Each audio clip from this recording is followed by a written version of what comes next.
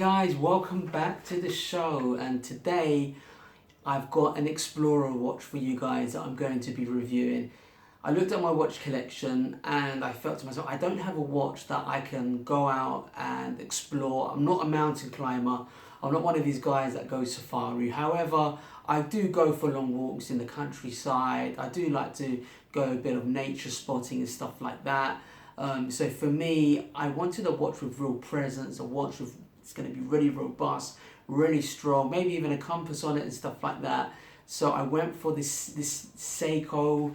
Let me give you the exact model number, guys. It's the Seiko Prospex Kinetic GMT, model number SUN049P1. Okay, and yeah, this watch is part of their range from the early 90s, where they were iconic watches, the Landmaster iconic watches. So these watches are for real explorers, okay? So if you're looking at high-end luxury piece, you're looking at probably like the Rolex Explorer 2 type watch in terms of the features that this kind of watch has as such. But, you know, my only reservations were about this watch was it wasn't an automatic watch.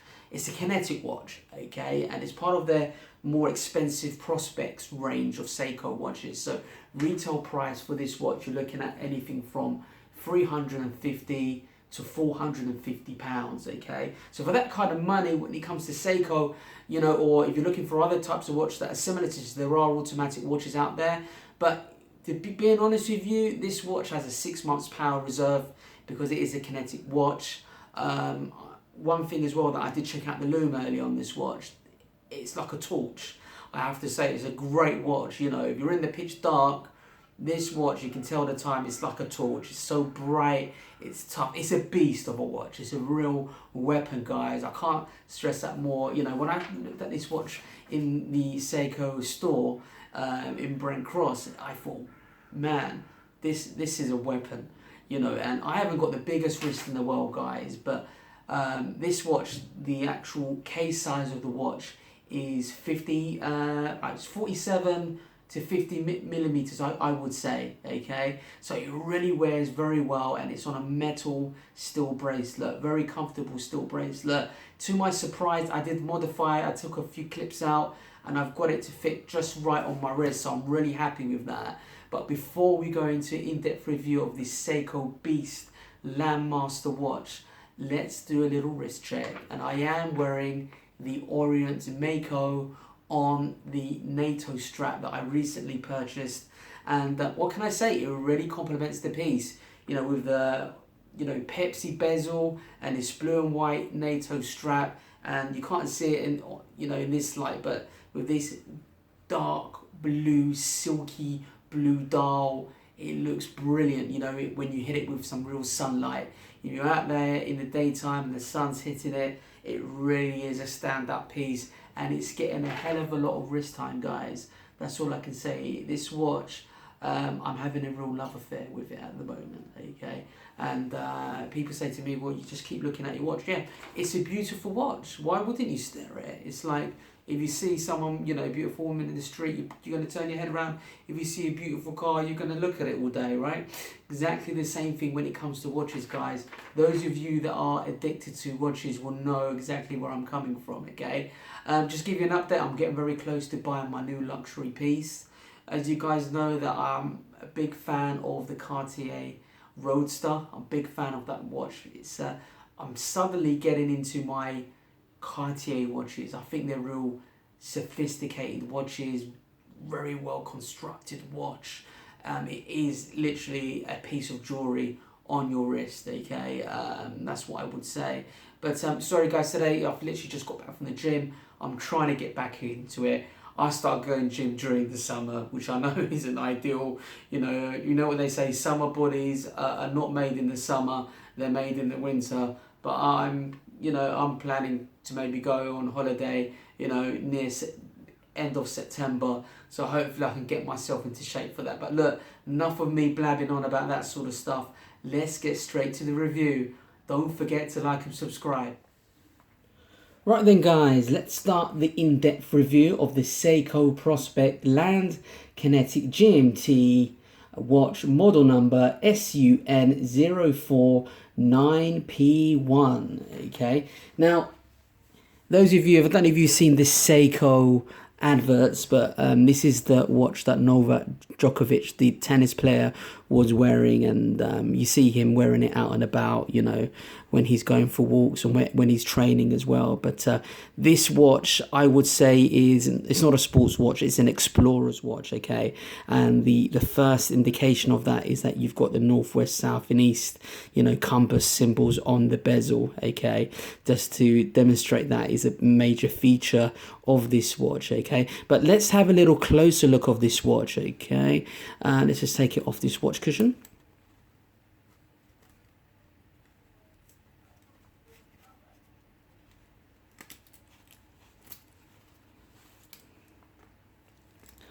And like I said, guys, it's a real beast of a watch.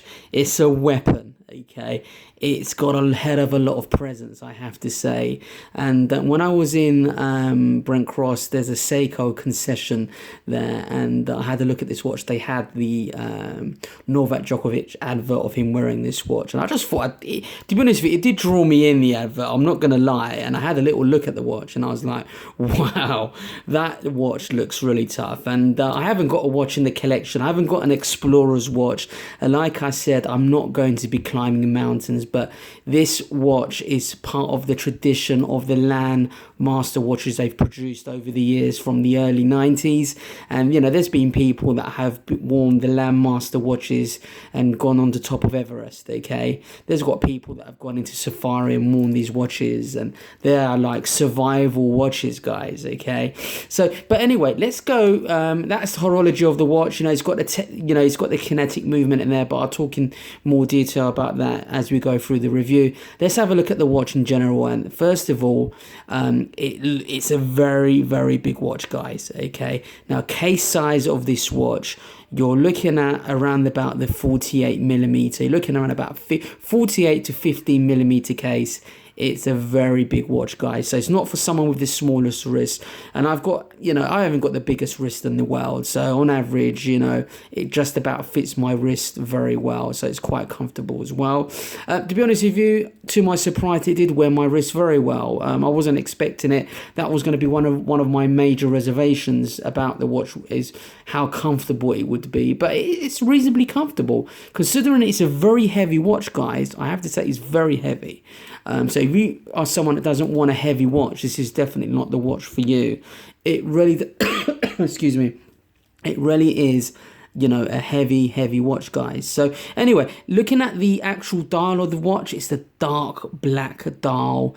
But what I like about this watch is it's got really depth about it. It just looks very deep in terms of the way Seiko have done this. It just adds to the sort of sophistication, the robustness, that deepness. It just adds to the sort of, like, I don't know, the look of the watch. It's a very unique look in terms of how deep it looks when you look through the Hardix crystal glass. It's a very deep dial, okay? Now, looking at the lume of the watch, I did check it earlier, and it was so bright, it was like a torch, guys. I can't stress that more. If you're in the pitch dark, you're going to have no problems telling the time on this watch. The hands is a head of a lot of lume on there. If you look at the inner circle there, that is part of the 24-hour clock, I've been told, and it can also be used as a compass as such. So we're based in northwest London, and it's indicating we're in northwest London, which is absolutely great. And it's a unidirectional bezel. It's very smoothly done, okay? And I guess you know, if you're exploring and you want to be in a certain direction, you can use this unidirectional bezel, which is great. It's a screw down crown. It's a very good screw down crown, very easy to use. There's been some major improvements with these Seiko watches over the years, and the top button there indicates how much power you have in the watch, okay? So basically, once it's fully charged, it will last you for around about 6 months. Okay, so for those of you guys that haven't seen my previous video on kinetic watches, the way kinetic watches work is very similar in the way that an automatic watch works. Okay, so what happens is this watch has got a rotor, okay, just like you have in an automatic watch. If you look at the back of the watch, there's a clear case back, which is very nice.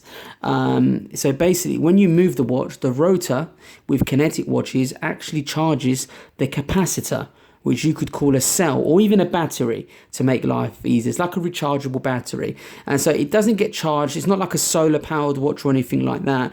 This watch is charged by the movement of your wrist, okay? So if you see that rotor moving there, as it rotates, it's actually charging the capacitor, okay? Now, I was talking to the Seiko concession sales associate there, and he mentioned to me that especially this model, the Prospex range, you won't need to change the capacitor for 5 to 7 years. Okay, some of the earlier models, yes, in the early 90s you'd have to change the capacitor quite frequently, but the newer models you won't have to change it as frequent as I originally thought in my earlier video. So I've done a bit of research, guys, on that for those of you that weren't sure, but he's reassured me, you won't, even if you left it and it wasn't charged and it lost all of its charge, as soon as you do the Seiko shuffle, it will start charging, the cards shuffle, as they so call it. A bit like what you do with your Seiko XKX, and it should start operating quite a lot. Even the second hand will stop working, okay? It's just so it can reserve the power, okay? To make sure that you're getting accurate time, okay? Which is absolutely great. But looking at the finish of the case, it's a high-end polished finish. Okay, very nice. It's consistent with the rest of the case. Like I said, it's a screw down crown, and it's very easily adjustable. There's got a date on there. The earlier Landmasters had the day date. The newer models just got the date on there as well, which is fair enough. The actual bracelet itself, it is very comfortable and very well made. It's a lot more better than my Seiko SNA model, which is more of a sort of, you could call it more of a dress watch, you could say. It's not an explorer's watch, but it's very robust, this watch. And like I said, guys, it's a weapon, it's a beast. This is the kind of watch that you want to go, if you're going to go on an adventure, if you're going to go and climb mountains, or you're hitting the safari, this is the kind of watch you're going to take with you. But yet again, guys, I don't do any of those things. I've bought this watch for its aesthetic qualities. I love the design. I love this sort of like look of the watch, the depth of the watch. And it is the biggest watch in my collection, so it's got the most presence, okay? It really is an attractive, tough looking watch. It's very macho watch. And some people, one guy said to me, this is for meatheads, but to be honest with you guys, I think that, if you like the look of the watch, just go for it. If it makes you happy. And it's not for everybody, but this is a watch for explorers, as well. The only exploring I do is in the car driving, doing a few road trips and maybe going for, nature spotting and stuff like that. So, I will use this watch and I think it will get a hell of a lot of wrist time. I may even change the actual steel bracelet and put it on a NATO straps. I'm not sure what color yet this will go. I've got one with a black and orange NATO strap that may suit this watch, but I'll do another video once I've changed the NATO strap so you can see how the watch looks. But it's a very attractive watch. It's a very powerful looking watch, and I love the way it's been designed with that in-depth sort of look. When you look through the actual Hardex crystal glass, it's got some real depth to it, guys. And this is an iconic watch. It's got a lot of horology about it. It's a kinetic movement. The only other reservation I had, that I would prefer an automatic watch, and I said to myself, I'm not going to buy any more sort of like quartz watches or anything like that, or even kinetic watches. But when I did see this watch, I thought, you know what, it's such a nice looking watch. It's got so much presence about it. I'll go and purchase another one. It's a bit more expensive than your normal, Seiko watches at £350 to £450. You can buy yourself, an equivalent, Orient with a, in-house automatic movement, which is great. So not everybody will like the fact that it's a kinetic movement, but the kinetic movement is, a great technology in the fact that once it's fully charged, you could leave it and it should last, They say 6 months, but you know, I don't want to push my luck. It'll probably last about 2-3 months, you know, without actually wrist time, I would say. But you know, they might be right. Only time will tell. So I will be checking on these things. So in 6 months' time, you know, I'll let you know how I get on with it. If I don't wear it for 3 to 4 months, that will be a big surprise to me, because I'm sure I'm going to be wearing this over the weekend. I'm sure it's going to get at least 1 to 2 days wrist time every 2 weeks, guys. Okay, but lovely watch. I think it's a great addition to my collection. I'm going to enjoy this watch. I think it's a very nice piece. Let me know your thoughts and comments. Don't forget to like and subscribe.